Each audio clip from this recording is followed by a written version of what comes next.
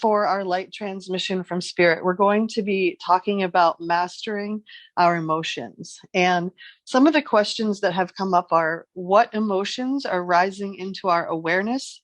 How is this energy and motion reflecting back to us? Important information that we need to know. And what are some of the ways that we can move this energy so that we do not become attached or over-identified with the emotions and they start to kind of take us into a downward spiral? And so the supporting energies tonight are that Spirit is really encouraging us to strengthen our gifts, that our gifts are something that was God-given, and that when we focus on our talents and we focus on the things that bring us joy and really light us up and activate us, we're actually following our spirit.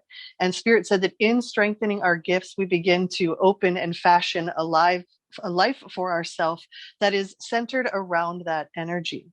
And we're also going to be talking tonight about courage and what it means to be courageous in our collective society right now, as well as being an Earthkeeper and what that means and how these all tie into mastering our emotional fields right now. And you'll notice as I go throughout the reading tonight that I'm going to be using a lot of lyrics. And sometimes Spirit finds the song lyrics that are popping up as I'm doing the reading to be the most direct way to bring some of these more abstract concepts across, as well as a way to acknowledge the human experience and the fact that from the spirit perspective, all is well and always is going to be well. But from the human perspective, that may not always feel like the case.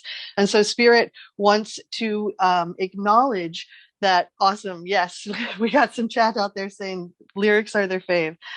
So Spirit wants to acknowledge that this is hard. This is really challenging, especially from the linear perspective, and wants to offer us that wider, more, eagle view perspective so that we can navigate these stormy waters and actually have some vitality and life force and creative potential and thriving during the process.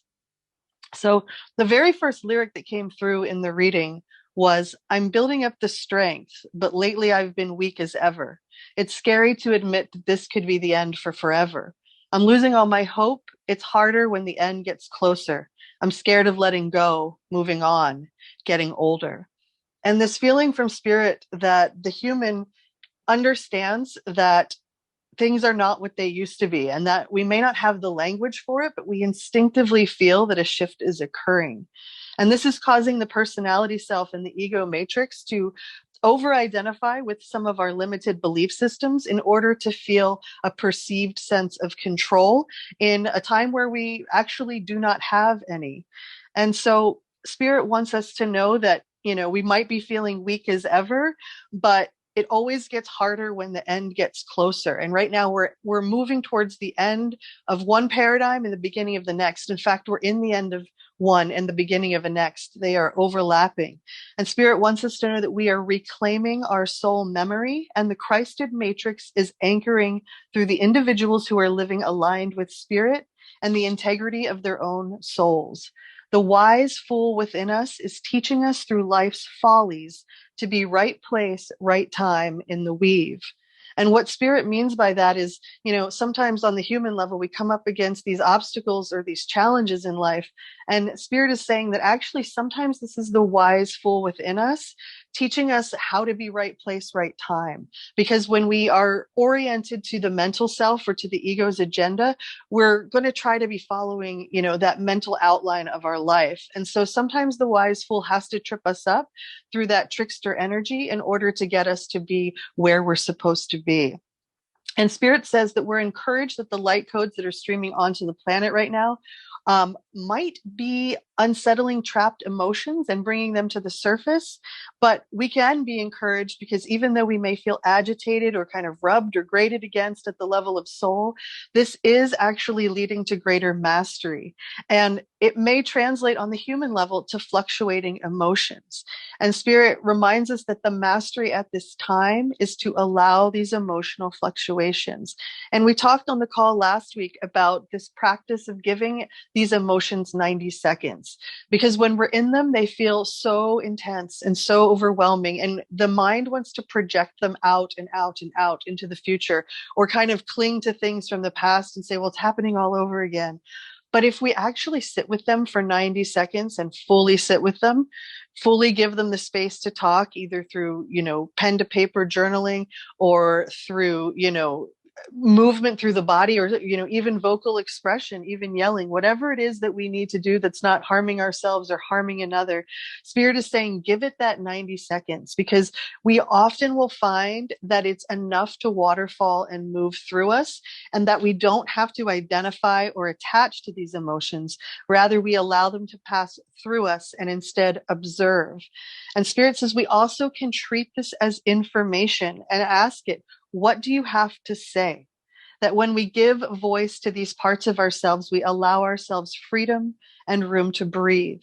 And we're encouraged to engage in this stream of consciousness writing at this time, which is a way to move our energy and anchor in our true will and intent, because it bypasses the conscious mind. And we can talk more about that as we move further into the reading. But Spirit wants us to know that right now we are shifting agreements, which we talked about last week. And we're releasing ourselves from the stories and the opinions of others, as well as the collective narrative. And one thing that Spirit will bring up often is that, many times the human wants to go and ask everyone's opinion before we make a decision, where in reality that begins to, unless we're, speaking to people who are present individuals, most people are going to give us their mental opinion on something.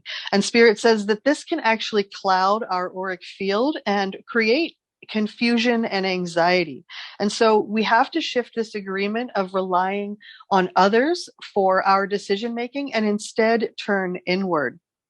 And we're also reminded from Spirit that as we begin to feel these emotional fluctuations and the intensity that it brings, to not make decisions from these highly emotional states. Spirit actually said, do not feed the archons, in the way that you would see, like, do not feed the bears at the zoo.